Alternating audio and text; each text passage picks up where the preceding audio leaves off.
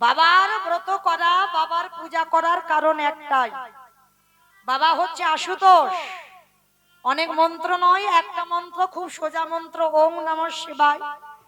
আর বাবার মাথায় অন্য কিছু ফুল নয়, একটু ধুতরা মানে রাস্তার ধারে পাওয়া যায়, আকন্দ রাস্তার ধারে পাওয়া যায়, খুব দামি টামি নয়, গাছের বেল গাছ ভর্তি একটা বেল পাতা পারো, পেরে বাবার মাথায় দিয়ে ওম নমঃ শিবায় বলে দুধ গঙ্গা জল দাও। আর বাবাকে যদি কেউ তুষ্ট করে আর কৃষ্ণের কাছে যেতে লাগবে না, বাবাই নিয়ে চলে যাবে। কেন? কারণ ওই বেটার চরণ তো ভজন করছে আমার ভগবান কৃষ্ণ। আর ভগবান বলছে না, আমার থেকে যদি আমার ভক্তকে কেউ সন্তুষ্ট করে দিতে পারে, তাহলে আগে থেকেই তো আমি তার ঘরে গিয়ে বসে থাকি। তাহলে শিব ঠাকুরের ব্রত করার কারণ একটাই, কারণ কোন স্ত্রীর মঙ্গল নয়, কোন স্বামী টামি চাওয়ার জন্য নয়।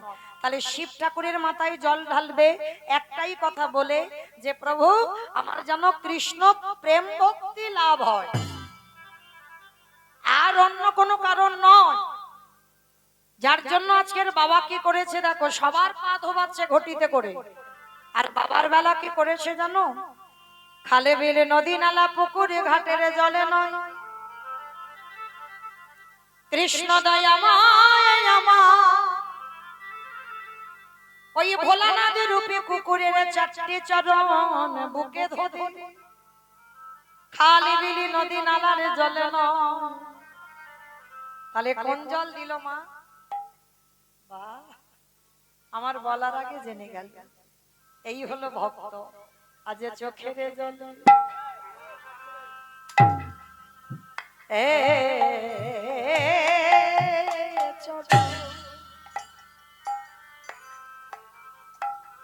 চরণ ধোয়া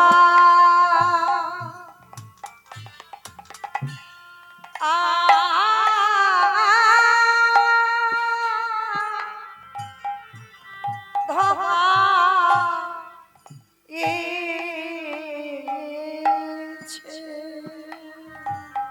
হে বৈষ্ণব কৃপা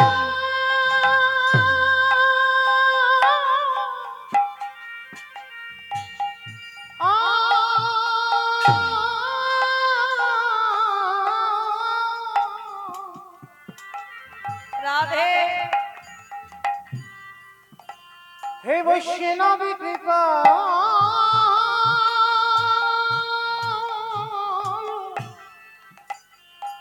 কৃপা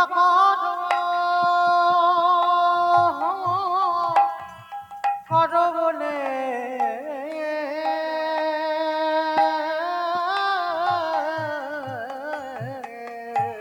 যে চোখের জলে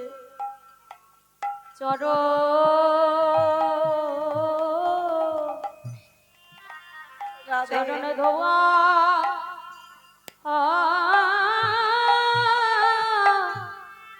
ধোয়াইছে। সংসার জীবনে থেকে কিভাবে বৈরাগ্য পালন করা হয়, এই রঘুনাথ দাস গোস্বামীর জীবন কাহিনী শ্রবণ করলে সবাই বুঝতে পেরে যাবেন। বাবা সংসার জীবনে থেকে, কলিযুগে সংসার ধর্ম বড় ধর্ম, এইটা ভুলে গেলে হবে না বাবা। সংসার তোমাকে করতে হবে। কেন? আমার মহাপ্রভু সংসার করেছে, অদ্বৈত আচার্য গোসাই সংসার করেছে, নিতাই চাঁদ সংসার করেছে, সব সংসারী। কেন?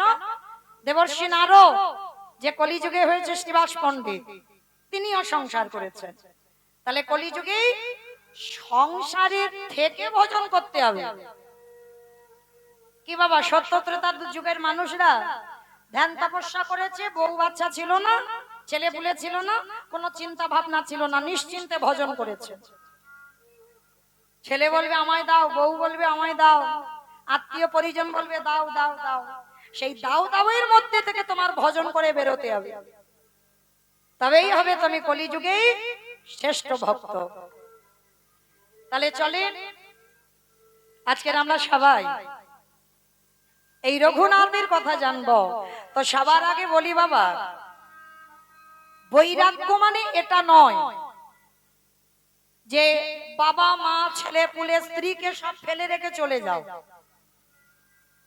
মঠ মন্দিরে গিয়ে বাস করো, এটাকেই বলছে বৈরাগ্য। না, এটা বৈরাগ্য নয়, এটা মহাপ্রভু শেখায়নি, এটা বৈরাগ্য নয়। এটা যদি হবে তাহলে ভগবান বলছে কেন বাবা মাকে সেবা করো, আর বাবা মাকে ছেড়ে বাবা মঠে গিয়ে পড়ে থাকলে কি ভজন হবে? এদিকে বাবা মা বসে বসে কাঁদবি, তুমি কৃষ্ণ ভজন কোনোদিন সফলতা অর্জন করবে না। তাহলে বৈরাগ্য কাকে বলবো? বিষয়েষু অনাসক্তি, বিষয়ের প্রতি বাবা কোনো আসক্তি থাকবে না।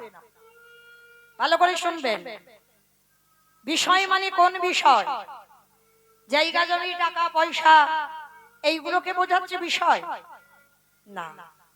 শুধু এইগুলোকে বিষয় বললো না, মহাপ্রভু সমাজকে শেখালো এই বিষয়েষু অনাসক্তি মানে যেমন তোমার কর্ণের বিষয়, চোখের বিষয়, মুখের বিষয়, দুটো হাতের বিষয়, চরণের বিষয়, দেহের এই 10 ইন্দ্রিয়ের বিষয়, এই বিষয়কে বাবা সংযমী করতে হবে।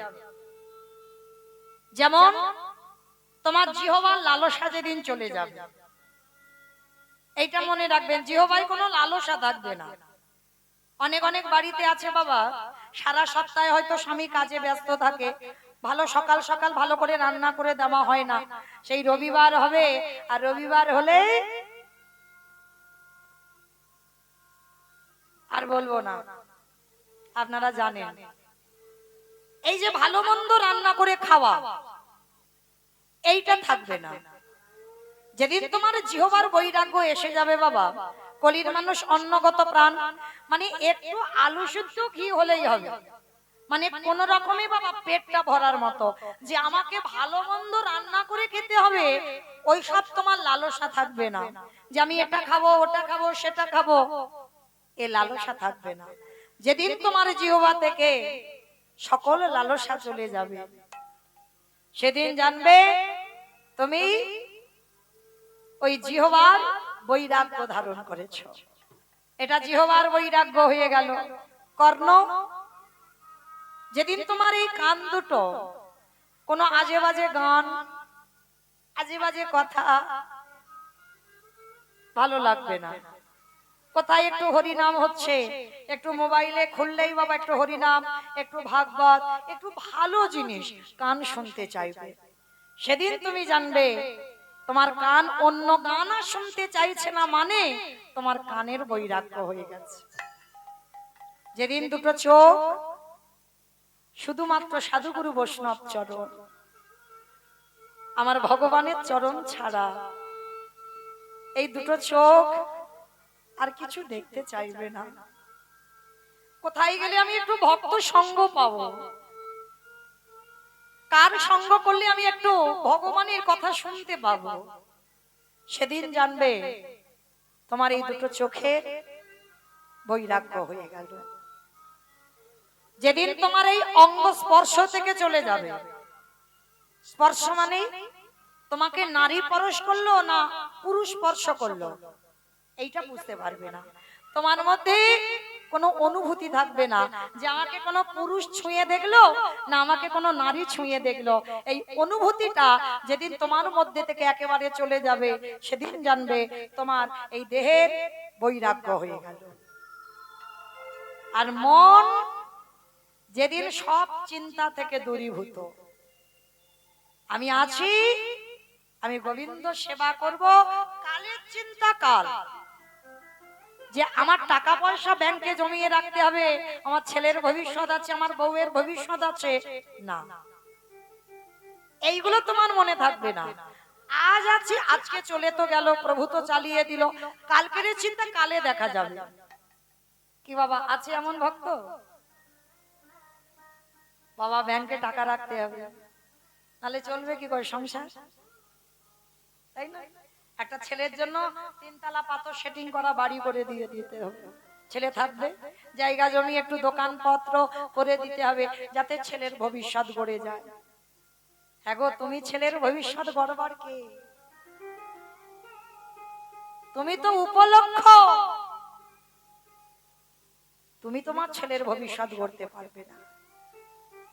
কৃপা করার মালিক একজন বসে আছে, সে যদি কৃপা না করে তোমার সাধ্য নাই, তোমার ক্ষমতা নাই, তুমি তোমার ছেলের ভবিষ্যৎ গড়ে দিলে, তুমি সব করে দিলে, আর কৃপা যদি তার উপরে না রইলো, বাবা সব একটা একটা করে বিক্রি করবে, আর দেখবে শেষের দিনে সে ভিক্ষে করে খায়।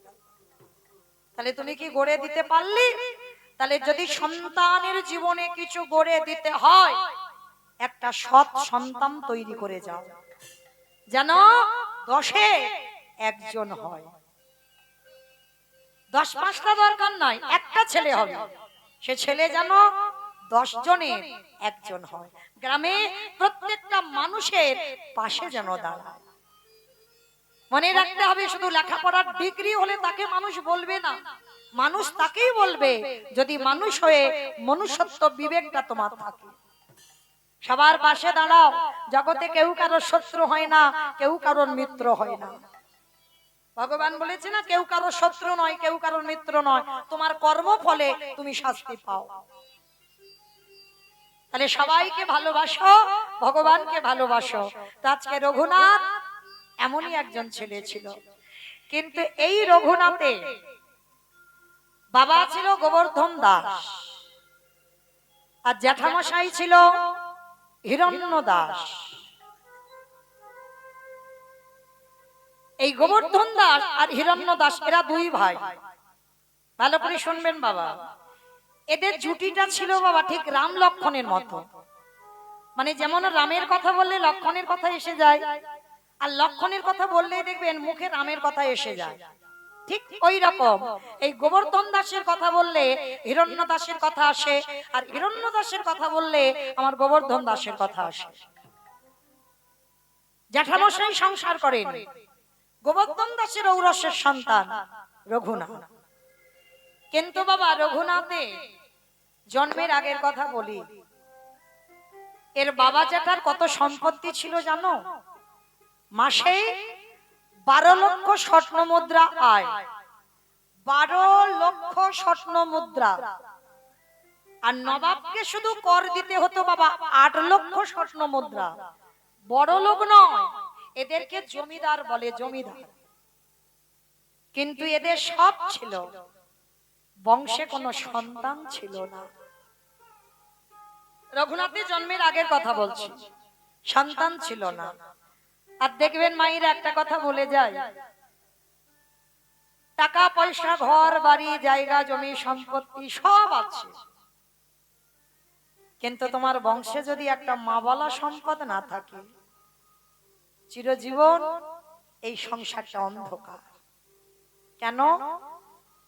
আজ আমি আছি, এই জমিদারি দেখভাল করলাম, যেদিন আমি চলে যাব, আমার পরবর্তীতে আমার এই জমিদারিটা দেখভাল কে করবে?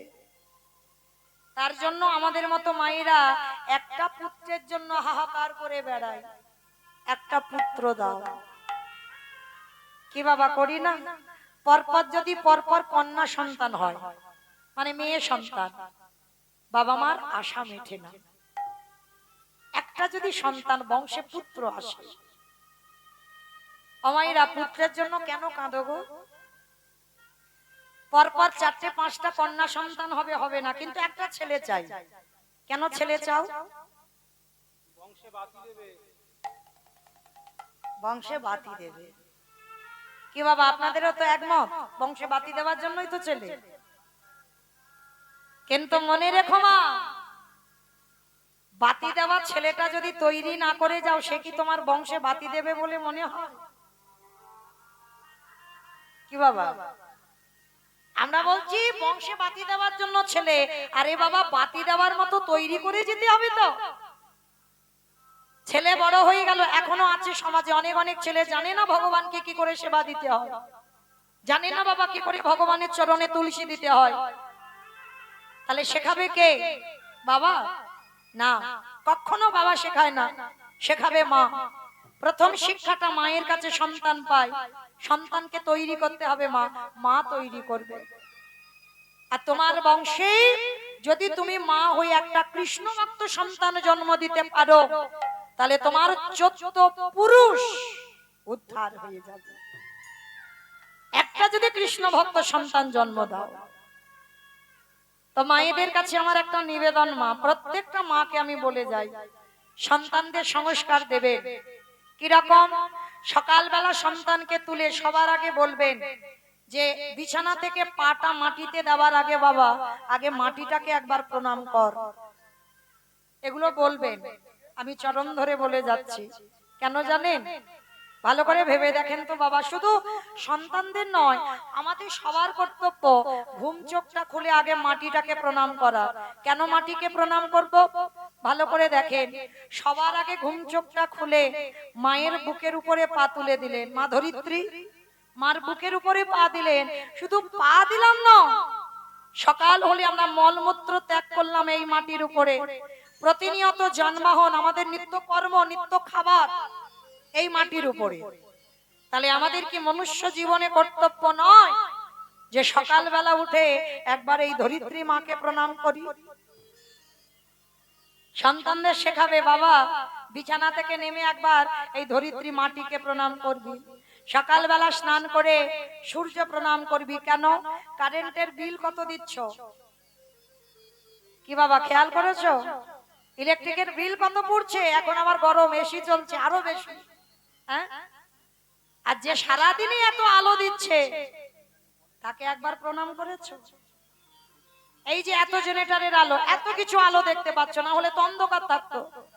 তাহলে আমাদের কর্তব্য নয় যে সারাদিনের 24 ঘন্টা এত আলো দান করছে, মাসে কত বিল হবার কথা, তাহলে অর্থ দিতে হবে না?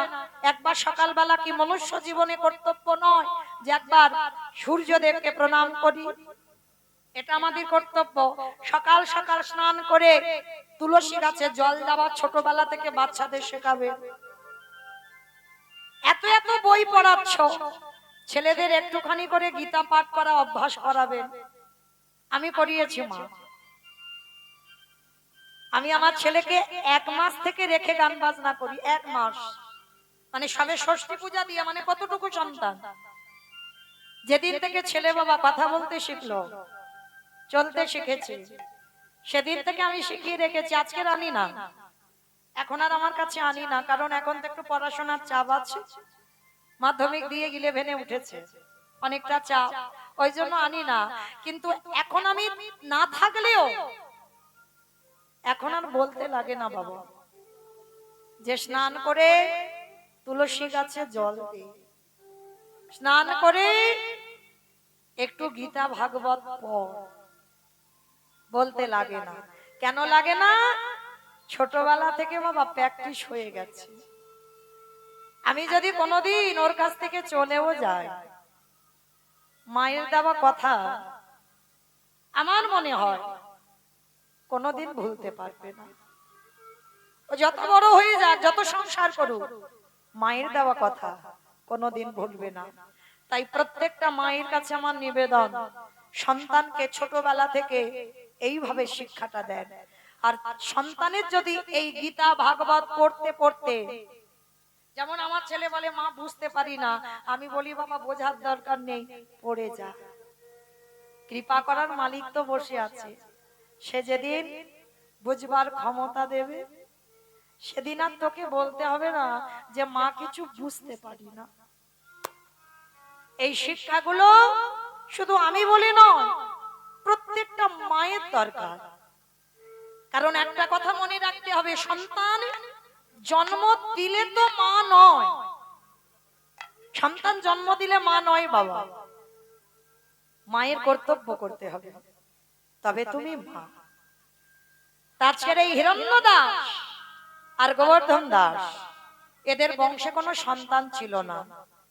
অমায়েরা অনেকে একটা ছেলে মেয়ের জন্য কাঁদেন না? আমি একটা জায়গার নাম বলে দিচ্ছি, সেখানে চলে যাবেন, পাবেন পাবেন, তবে বিশ্বাস বিশ্বাস রাখতে হবে। আমার বিশ্বাস আছে অবশ্যই পাবেন, যদি তোমার সাধনা সঠিক হয়।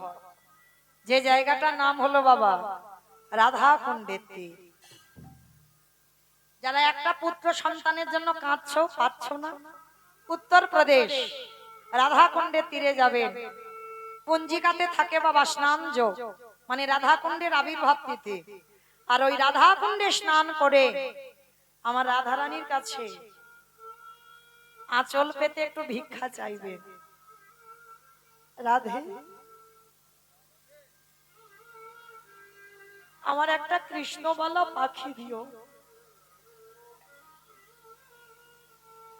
বাবা আমরা কেউ চাই ভগবানের কাছে আমরা কৃষ্ণবালা পাখি দাও।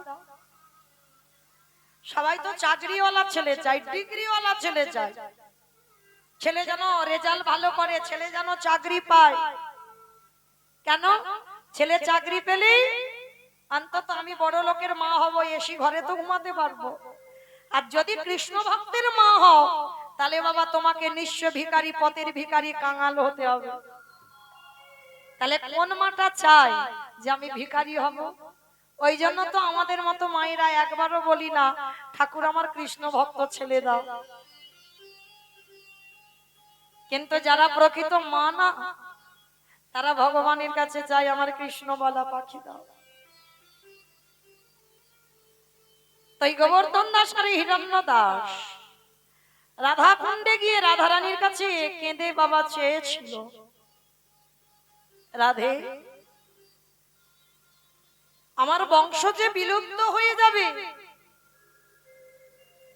আমার বংশে যদি কেউ না থাকে আমার জমিদারিটা দেখভাল করবে কে? রাধে তুমি কৃপা করে, তুমি তো করুণাময়ী, তুমি তো কৃপাময়ী, আমাদের বংশে একটা কৃষ্ণবালা পাখি দিও রাধে।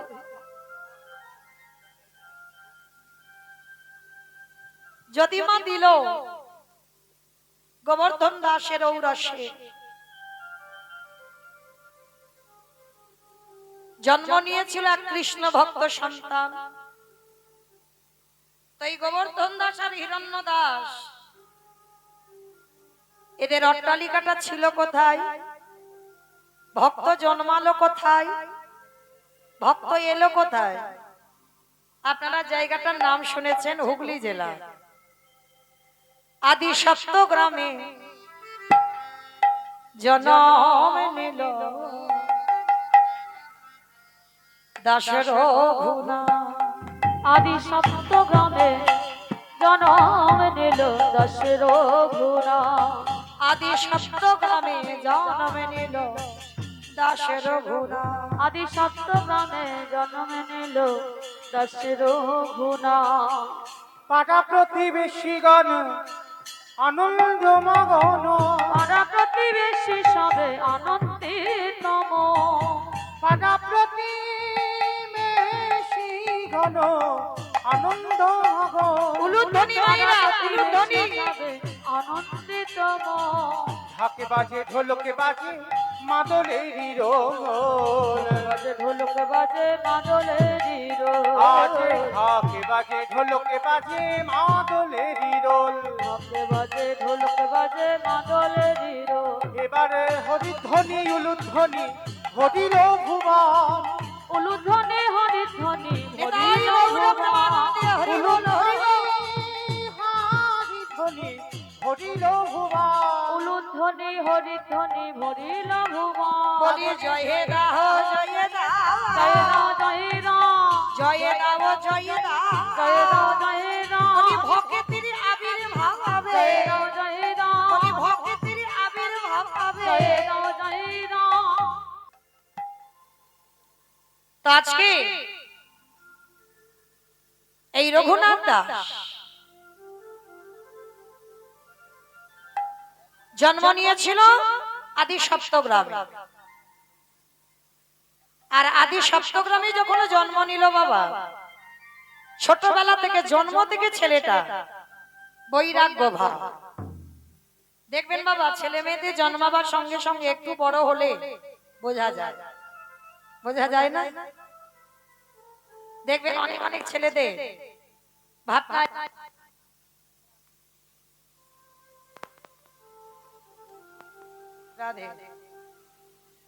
দেখবেন অনেক অনেক সন্তান আছে ছোটবেলা থেকে বাবা তাদের বৈরাগ্য ভাব, ভগবানের মন্দিরে যাওয়া, ভগবানের পূজা করা, ভগবান যদি ঠাকুমা মা যদি মন্দিরে সন্ধে দিতে যায় তো তার পিছনে পিছনেও চলে যায়। ছোটবেলা থেকে দেখবেন অনেক অনেক বাচ্চাদের ওই ভগবানের দিকে একটু নেশা থাকে। রঘুনাথ ছোটবেলা থেকে তার একটাই নেশা, রাধা কৃষ্ণ সেবিব জীবনে মা রমণে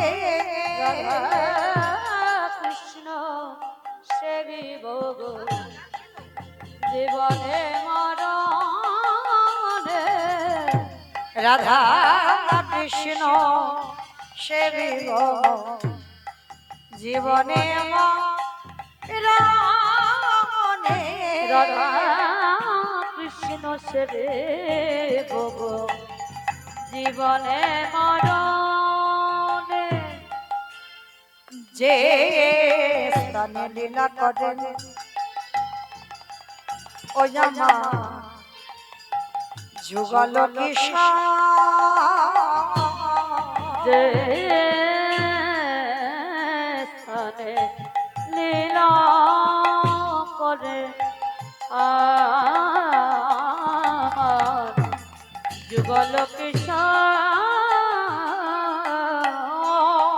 অগ সখীর সঙ্গিনী হইয়া সখীর সঙ্গিনী হইয়া তাহে রাধা কৃষ্ণ সেবিব গো জীবনে মরণে রাধা কৃষ্ণ সেবিব মুই জীবনে মরণে অগ বৃন্দাবনে নিত্য নিত্য গোড়ায়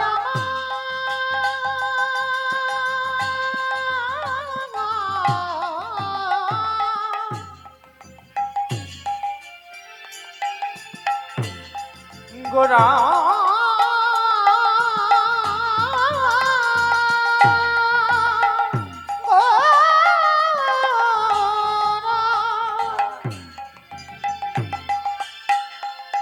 গোড়ায় গোড়া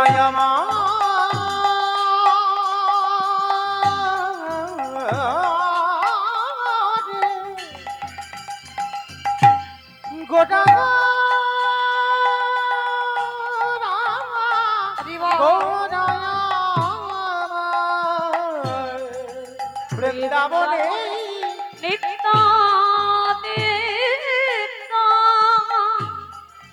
অগ যুগল বিনা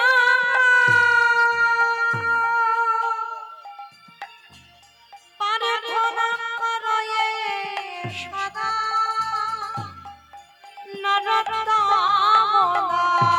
প্রার্থনা করে সদাই নরতম দাস। আমি ওই চরণে সব সপিলা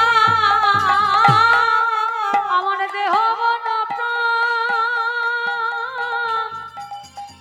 জীবন যৌবন আমি ওই চারণে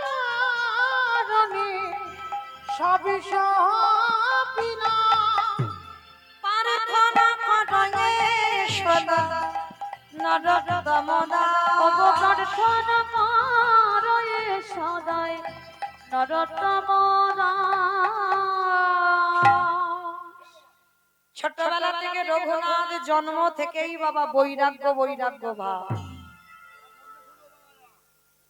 আমাইরা এইবার দেখেন ওই ছোট্ট একটা ছেলে কিভাবে তৈরি হলো। তার একটাই খেলা, ভগবান ছাড়া তার কোনো খেলা নেই। রাস্তা দিয়ে যদি কোনো সাধু যেতে দেখে, ওই রঘুনাথ ঘর থেকে ছুটে বেরিয়ে যায় সাধুর সঙ্গে। যদি কোনো ভক্তরা বাবা খোল করতাল বাজাতে বাজাতে চলে যায়, রঘুনাথ ঘর থেকে দরজা ভেঙে দিয়ে দরজা খুলে দিয়ে ও ছুটে তাদের সঙ্গে চলে যায়। আবার দারোয়ান, ওরা জমিদার তো, আবার দারোয়ানরা রঘুনাথকে ধরে বাড়িতে আনে। মানে বিরক্ত হয়ে যাচ্ছে বাড়ির লোকজনেরা। যখনই রঘুনাথ একটু বড় হয়েছে, বাবা জ্যাঠা মনে মনে ভাবলো ছেলেকে তো এবার একটু পাঠশালায় পাঠাতে হবে। আমার এখনকার পড়াশোনা আলাদা, তখনকার পড়াশোনা আলাদা। এখনকার দিনে ছেলেরা তো স্কুলে পড়াশোনা করে চলে আসছে, আর তখনকার দিনের পড়াশোনা ছিল গুরু আশ্রমে থাকতে হবে, গুরু আশ্রমে থেকে পড়াশোনা করতে হবে। তা বাবা জ্যাঠা কি করেছে বাবা, রঘুনাথকে নিয়ে, আর ওদের কুলগুরু ছিল যার নাম হচ্ছে বাবা বলদেব আচার্য। যারা এখানে শাস্ত্রজ্ঞানী তারা জানবেন এই বলদেব আচার্য ওদের হচ্ছে কুলু গুরু, ওদের বংশ পরম্পরায় গুরু। তাই বলদেব আচার্যের কাছে রঘুনাথকে নিয়ে গেছে। রঘুনাথ তখন খুব ছোট। তা বাবা জ্যাঠা গিয়ে বলছে, গুরুদেব গুরুদেব একটা কাজ করেন, আজকে থেকে আমার এই রঘুনাথকে আপনার চরণে আশ্রয় দেন। যখন বলেছে গুরুদেব চরণে আশ্রয় দেন, আর দেখবেন বাবা বড় লোকেদের ছেলেরা একটু খামখেয়ালি হয়। খামখেয়ালি বলতে তারা যখন যেটা মনে করে বাবা জেদ ধরে বসে। কি মায়েরা ভুল বললাম? বড় লোকের ছেলেরা খামখেয়ালি হয় না, মানে এটা চাই তো চাই, এটা খাবো তো খাবো।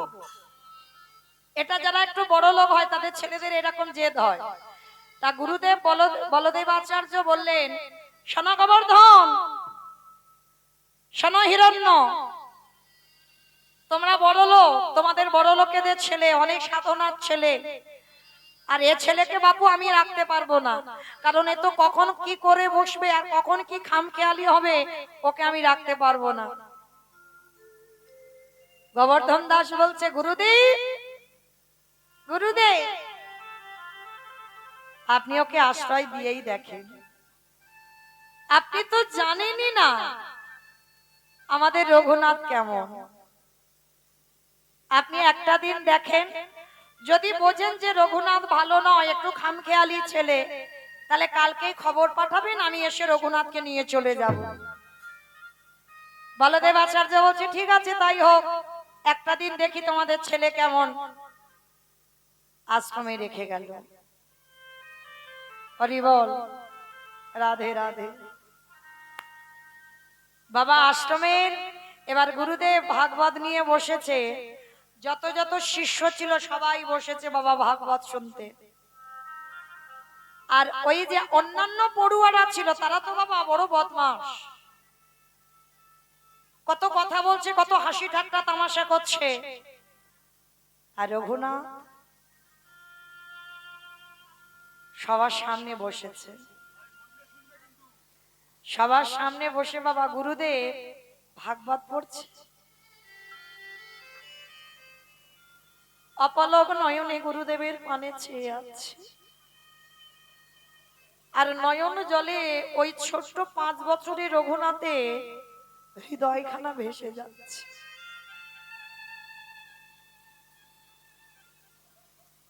ও মায়েরা, কাঁদি বললে কাঁদা যায় না,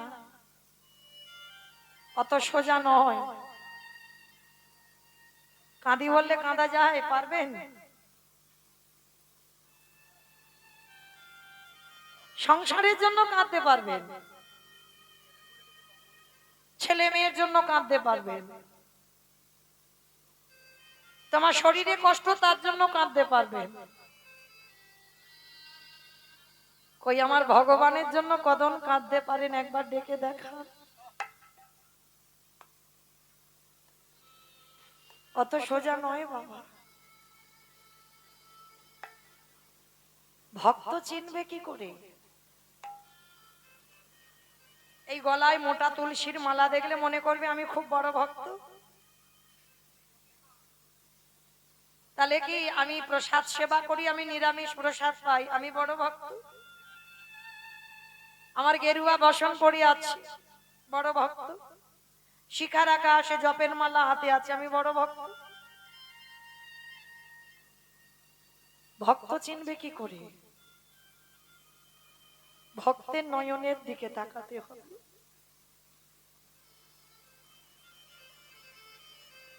একবার কৃষ্ণ নামে, একবার শুধু এই কৃষ্ণ নামটা উচ্চারণ করবে, কৃষ্ণ বললে বাবার হৃদয়টা দুলে ওঠে।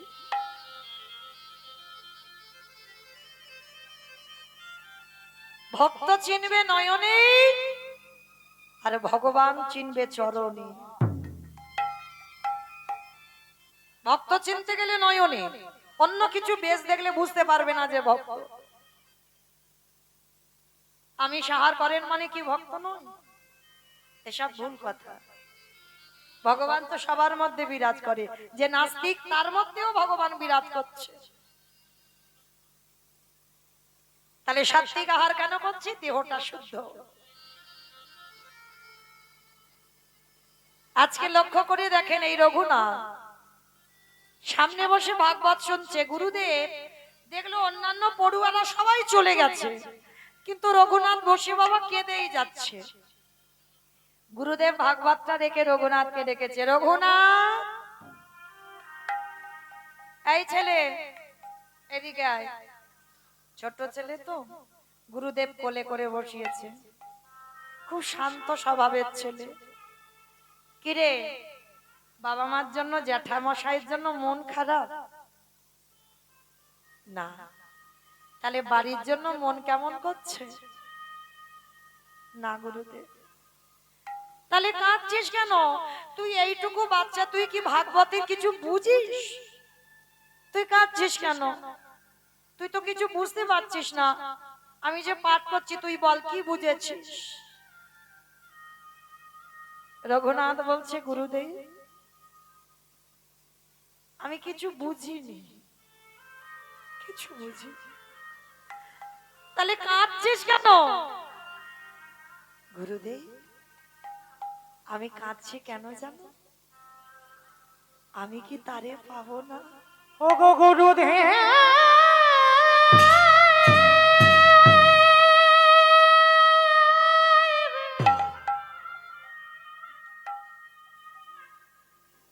একেবারে বলে না আমি কোথায় গেলে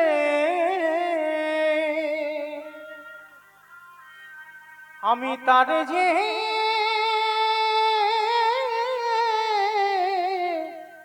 দর্শন পাবো। বলে দাও গুরুদেব, আমি কি তারে পাবো না? গুরুদেব বলছে, খোকা কার কথা বলছিস? কৃষ্ণ। বলো না গুরুদেব, আমি কৃষ্ণ পাবো না? গুরুদেব ওইটুকু ছেলের ভাব দেখি বুকে জড়িয়ে ধরে বলল, ওরে খোকা, তোর মতো ভক্তি কেন আমার হলো না? আমি এত ভাগবত পড়ি, এত গীতা পড়ি, কিন্তু তোর মতো প্রেম ভক্তি আমি অর্জন করিনি। আশীর্বাদ দিলাম বাবা, তোর কৃষ্ণ কৃপা হবে, তুই কৃষ্ণ দর্শন পাবি। গুরুদেব আমি পাবো, আমি কৃষ্ণ পাবো? হ্যাঁ পাবি বাবা। আমি গুরুদেব, আমি আশীর্বাদ দিলাম। আশ্রমে রয়ে গেল রঘুনাথ। পরের দিন সকালবেলা বাবা নামাচার্য হরিদাস ঠাকুর বেনাপুরের জঙ্গলে লক্ষ হীরাকে উদ্ধার করে বলদেব আচার্যের বাড়িতে এসেছিল। আর যখন বলদেব আচার্যের বাড়িতে এলো না, সমস্ত পড়ুয়ারা গিয়ে ওই হরিদাস ঠাকুরকে প্রণাম করছে। আর রঘুনাথ ওই হরিদাস ঠাকুরকে দেখে একেবারে বাবা ধুলাই, একেবারে দণ্ডবত প্রণাম। একটা কথা মনে রাখবেন বাবা, নামাচার্য হরিদাস ঠাকুরের মতো নাম জপ কেউ করতে পারবে না। আর রঘুনাথ দাসের মতো 24 ঘন্টায় দণ্ডবত প্রণাম কেউ করতে পারবে না। দণ্ডবত করার মধ্যে সব থেকে বড় ভক্ত হচ্ছে রঘুনাথ দাস গোস্বামী। আর এই জপের মালায় নাম জপ করার মধ্যে সব থেকে বড় ভক্ত হচ্ছে নামাচার্য হরিদাস ঠাকুর। আর এই রঘুনাথ দাস সমস্ত পড়ুয়ারা বাবা পঞ্চাঙ্গ প্রণাম করেছেন। পঞ্চাঙ্গ প্রণাম মানে মাটিতে হাঁটুটা রেখে প্রণাম। মায়েরা প্রণাম করা শিখে নাও। আমার মায়েদেরকে বলছি, তোমরা যেন কোনোদিন মাটিতে শুয়ে পড়ে প্রণাম করো না, অপরাধ। মাটিতে শুয়ে পড়ে প্রণাম আমাদের নয়, আমাদের হাঁটুটা মাটিতে রেখে দণ্ডবাদ প্রণাম। আর যারা পুরুষ তাদেরকে মাটিতে শুয়ে পড়ে দণ্ডবত প্রণাম করতে হয়। এটা গ্রন্থ বলছে, আমি নয়, আমি বলছি না বাবা, আমার কথা নয়। গ্রন্থ আদেশ দিল, সেটা আমি একটু মনে করিয়ে গেলাম, বলে গেলাম। তো আজকে যেই না রঘুনাথ দণ্ডবত প্রণাম করেছে, ওই যে বললাম ভগবান চিনবে চরণে, ভক্ত চিনবে নয়নে। আর যেই না হরিদাস ঠাকুর ওই রঘুনাথের নয়নের দিকে তাকিয়েছে, হরিদাস ঠাকুর হাত দুটো তুলে বলছে, এই তো সেই মাটি, যে মাটিতে বীজ পুঁতে দিলে অঙ্কুরিত হবে। এই মাটিতে বীজ পুঁতলেই অঙ্কুরিত হবে, তাহলে এই মাটিতেই বীজ পুঁততে হবে। আর এই রঘুনাথ ছোটবেলা থেকে হরিদাস ঠাকুরকে অনুকরণ করে। বাবা, যারা জ্ঞানী গুণী ব্যক্তি তাদের ভাষা, তাদের কথা, মহাজনদের কথা আমাদের অনুকরণ করতে হয়। আর এই রঘুনাথ সব সময় হরিদাস ঠাকুরকে অনুকরণ করত। হরিদাস ঠাকুর 24 ঘন্টায় একবার আহার করত, একবার। কি গো মায়েরা, একদিন যদি আমরা অন্ন না পাই, ওরে বাবা শরীর খারাপ হয়ে যাবে, ও তো বেশি দিন বাঁচবে না, বলি না? কিন্তু না, ভজন পথে যারা নেমেছ, অধিক নিদ্রা আর অধিক আহার নিষিদ্ধ। মানে 24 ঘন্টা শুধু খাই খাই, খাবো খাবো খাবো খাবো, এইটা ভক্তের লক্ষণ নয়। আর 24 ঘন্টায় 12 ঘন্টা শুধু ঘুমিয়ে কাটাবো, এটা লক্ষণ নয়। যদি ভজন পথে নামো, তোমার নিদ্রা কমে যাবে, আহার কমে যাবে। হরিদাস ঠাকুর 24 ঘন্টায় একবার আহার করে, আর তাই দেখে দেখে রঘুনাথ একবার আহার। পরনে একটা বহির্বাস, একটা অন্তর্বাস। আর রঘুনাথ শয়ন করে কিসে জানো? খড়ের বিছানা।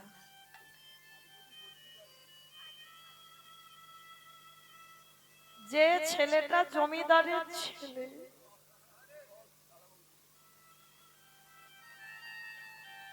পালঙ্ক,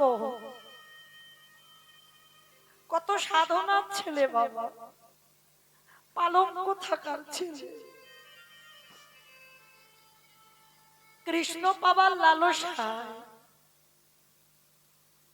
সবাইকে বলি, লোভ যদি থাকতে হয় একটা বিষয়ে লোভ করো, এই রঘুনাথের মতো আমি কি তারে পাবো না? খাট পালঙ্ক ছেড়ে দিয়ে রঘুনাথ ধুলার পরে খড়ের বিছানায় ঘুমা।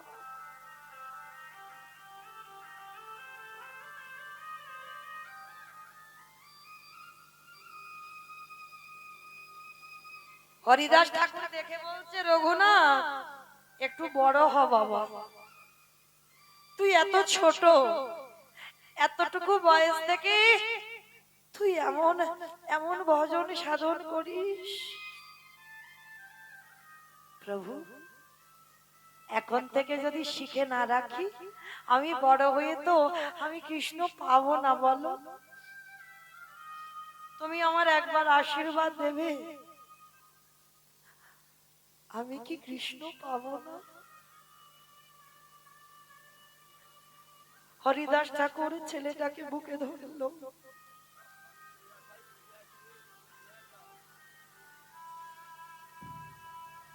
আশীর্বাদ দিলাম, বাবা তোর কৃষ্ণ কৃপা হবে,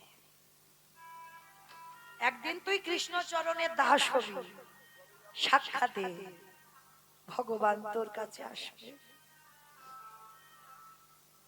গুরুদেব বলো না, কবে আমি এই সব কিছু ত্যাগ করে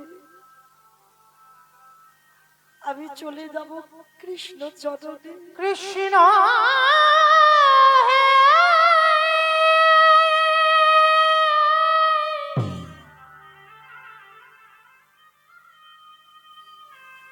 দেখা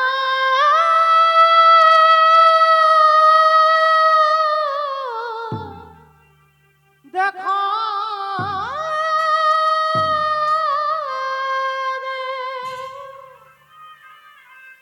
কৃষ্ণ কৃষ্ণ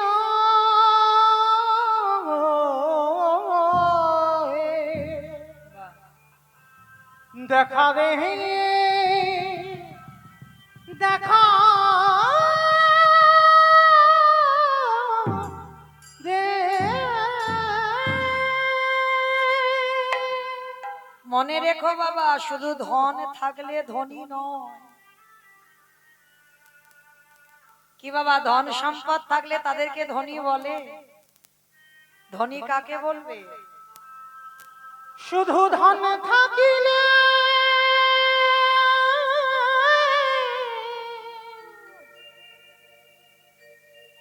হয় না ধনী,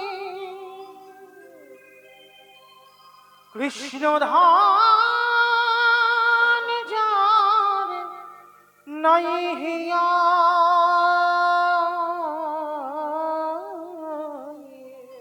কে ধনী কে গরিব বুঝতে পারবে না। ওরে কে বা ধনী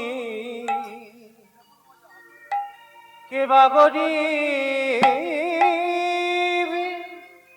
বোঝাবার দায়ে শুধু ধন থাকিলে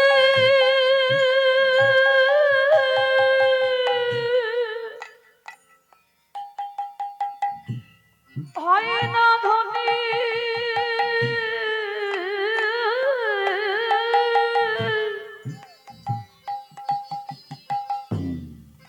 কৃষ্ণ ধন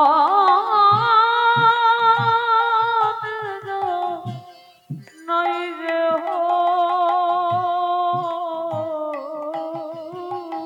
হরি বল হরি বল। কেবা গুরি কেবা ধনে বোঝা বদন, কৃষ্ণ ধন যা ভরা হৃদয়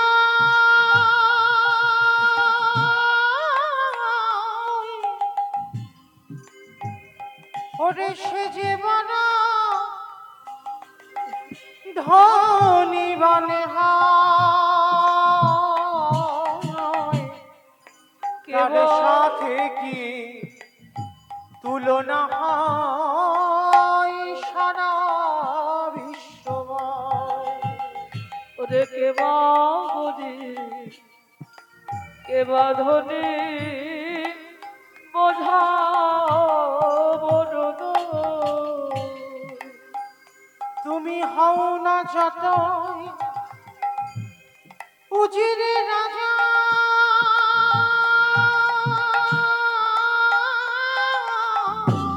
সবাইকে তো এক জায়গায় যেতে হবে বাবা, সবাইকে। ওই শ্মশানে ঘাটে তোমার কি সাজা, ও তুই বুঝিবি সেদিন তোরে কেমন মজা তারে দুনিয়া। ও তুই বুঝবি সেদিন কেমন মজা তারে দুনিয়া, তাই প্রেমানন্দে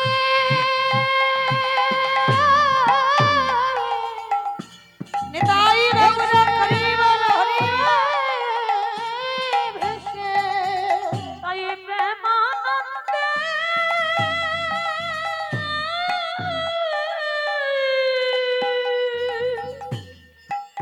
চোখের জলে ভেসে বসে মহানন্দে ঢেউ খেলা কেবা গরি কেবা ধনে বোঝা বদন, ও বে কেবা ধনী কেবা গরিব বোঝা বড় বোধে কে বা ওরে মা